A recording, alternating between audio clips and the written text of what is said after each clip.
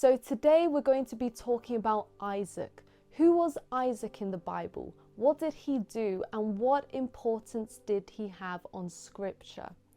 So Isaac was the promised son of Abraham and Sarah in their old age. Isaac's name means he will laugh, he will rejoice, or he laughs.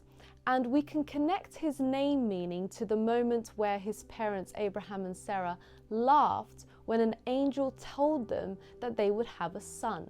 Isaac is also the second patriarch of Israel and the only patriarch whose name was not changed.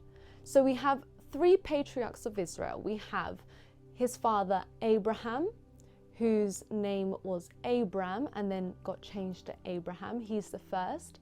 And then we have Isaac. And then we have his son Jacob, whose name was Jacob, but then God changed it to Israel. These are the three patriarchs of Israel in the Old Testament. Isaac was also the boy, the son of Abraham, whom God asked Abraham to sacrifice as a test of his obedience. But then we know that the sacrifice didn't happen because just before the action was going to be committed, an angel tells Abraham to stop, because the real sacrifice would happen years later, where God the Father would sacrifice his only son, Jesus, on the cross. Isaac also marries a woman named Rebekah, and Rebekah was his second cousin, but Rebekah was also the woman that God had chosen for Isaac. And we know this because Abraham, his dad, sends out a servant to the well, and he sends out this servant in order to find a wife for his son Isaac. So the servant goes to the well and he says to God, God, the woman who offers water to me and my camels, she is the woman that you have chosen for Isaac. And Rebekah did exactly that. When you're reading Isaac's story in the Bible, there might be a moment where you think, wait, I've read this somewhere else. Like, this sounds a lot like another story that I've just read. And that's because you probably are seeing history kind of repeat itself. And the reason is that Isaac did the exact same thing that his father Abraham had done when he was younger.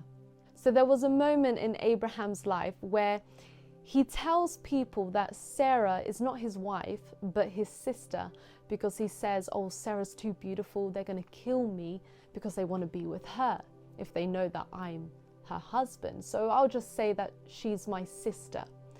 And Isaac does the exact same thing with his wife, Rebekah.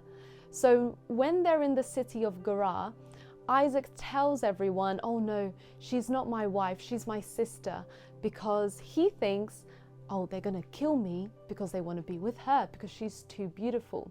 So here we see Isaac repeat the exact same action that his dad Abraham had done when he was younger. We also learned that Isaac had two sons, well, two twins, Esau the oldest and Jacob the youngest. And we find out that Isaac accidentally gives his blessing to Jacob the youngest instead of Esau. And without him knowing, he fulfilled the prophecy that was given to him and Rebekah, that the youngest would serve the oldest. And to finish off this video about Isaac, he died at 180 years old and was the longest living patriarch out of the three. And if you read about his story from Genesis chapter 21 to 28, you'll see that there are a few moments where we see the cross being foreshadowed through his life, and where we see the correlation between Isaac's actions and the well of living water, which is Jesus Christ.